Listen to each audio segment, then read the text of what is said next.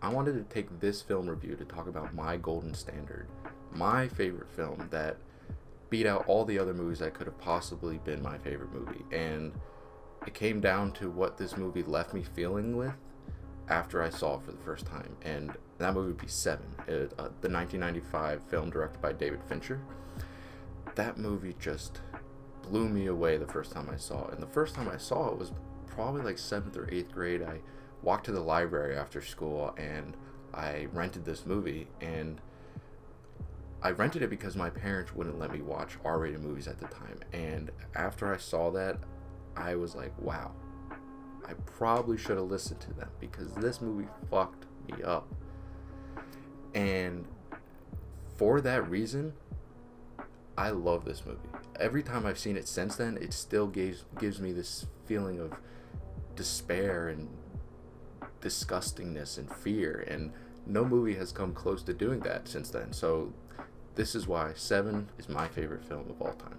For those who haven't seen this film, it's about two detectives, Detective Somerset and Detective Mills, and they're played by Morgan Freeman and Brad Pitt respectively. Morgan Freeman's character is the jaded old cop. He's soon to retire. He just wants out. He's sick of this lifestyle for himself. And Brad Pitt, he came in from a new city, and he's young, he's lively, he's ready to get into the job, and he's just excited to be there. So right from the beginning, you see this kind of butting heads of two different characters, and that really feeds into the rest of the whole movie and like the character development throughout. And in general, the whole movie is just based on a serial killer on the loose who's killing people in the way of the 7 deadly sins. So, for instance, the first murder takes place on gluttony, where a morbidly obese man is fed to death. And although you don't see it, you see the aftermath, and the film just continues from there, hitting on different sins like greed and pride and lust. And it just takes these people and puts them into these terrible situations where they are being reprimanded basically for the lifestyle that they lived. And so the whole movie is just a mystery about who this killer is and where to find him and what to do with him. So like I said, this movie stuck with me probably for like the past 8 years or so, and the reason being, I think, is because I just think everything is done right, from the pacing to the storytelling to the character development. Everything is just spot on, and I can't find a single flaw with this movie. Even from the opening credits that are these manic cuts and fills of all these disturbing imagery set to the Nine Inch Nails song Closer, and it just sets the tone so perfectly for the rest of the film that this is going to be a movie that's fucked up, manic, psychotic. There's no reason or rhyme to what's going on, and I think that like minute and a half intro just really sells that, and I think that was a really cool point of the film, and I think that was important. So for one, I think the story and the writing are just spot on. I don't think I've seen a detective drama this original ever before, and I think the way that the story's told, where we're learning consistently as the protagonists are, we're not learning anything more than them, so nothing is ever revealed to us before it is to them, and I think that creates a lot more mystery, a lot more tension, and it really makes the ending a lot more impactful. Now, for like the tone of the film, it's tonally perfect throughout the whole movie. There are little segments of respite where they're in like a gold lit room or a library, and everything seems nice and separated from the world, but go out into the streets, there's always torrential downpours, there's hardly any sunshine ever, and the rest of the color palette is just grays and blacks and browns and hardly anything else other than that. So there's no colorful, lively feeling about this world. It seems dead, it seems broken and teared down, and that feeling carried throughout the whole film was just so important as a viewer that I think it really sold this setting. I think one of my favorite aspects of this film is Brad Pitt's character, Detective Mills, because of just how real he is.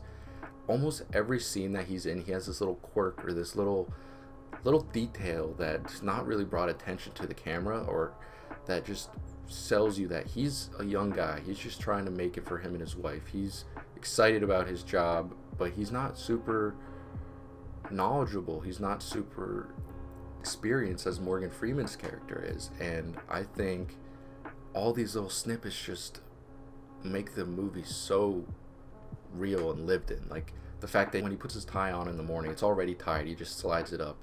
Or when he's trying to read Dante's Inferno, he can't. He's like a high school. He reminds me of myself when I was in high school and I'd read something and I'd just freak out because I didn't understand what it was and throw the book. Or like when he's in his office with Detective Somerset and he looks over and he takes out some like cliff notes and hides them in his desk, and he's just kind of like shy about the whole thing because he doesn't want Somerset to think he's stupid. And I love his character, and I think upon second viewings you subconsciously just grow closer to him. Like, oh, he's just naive and he's young and he's a little foolish, but he means well. And I think that also adds to the ending of the film and makes that impactful. Now, the film as a whole takes like a pretty predictive path. Like, you know you're going to see these murders that play out in the way of the 7 deadly sins, but you don't know which one's going to come next. You don't know how it's going to happen. And I think the whole film stays really fresh throughout because these murders are created in such a unique and creative way that I just sit there thinking like, wow, I don't think I could ever come up with something so fucked up. Wow, it is amazing how fucking crazy I really am. This is beyond me. This is wild. And I think that drew me to this film because I was like, wow, I've never seen anything like this. I've been desensitized to violence in video games and things like that, but I've never seen something so visceral and real on screen before, and I thought that was really important. And I also think that's why it influences a lot of the films I like today and why I really like psychological horrors and things of that nature.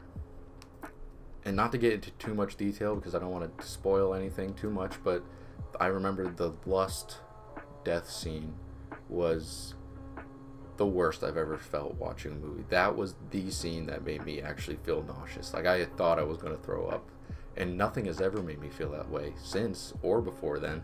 And that blew me away. I was like, damn, David Fincher can make me want to throw up just by the way he's creating a scene and having the actors play it out and their reactions, and that just blew me away. And I thought that was so cool, regardless of the shitty feeling that I was going through.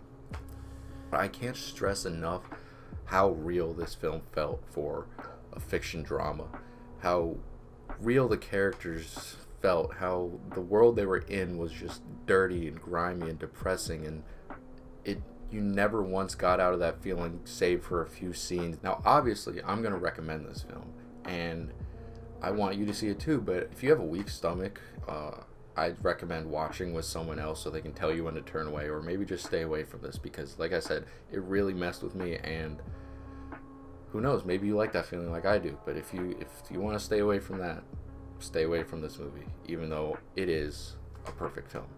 Thank you.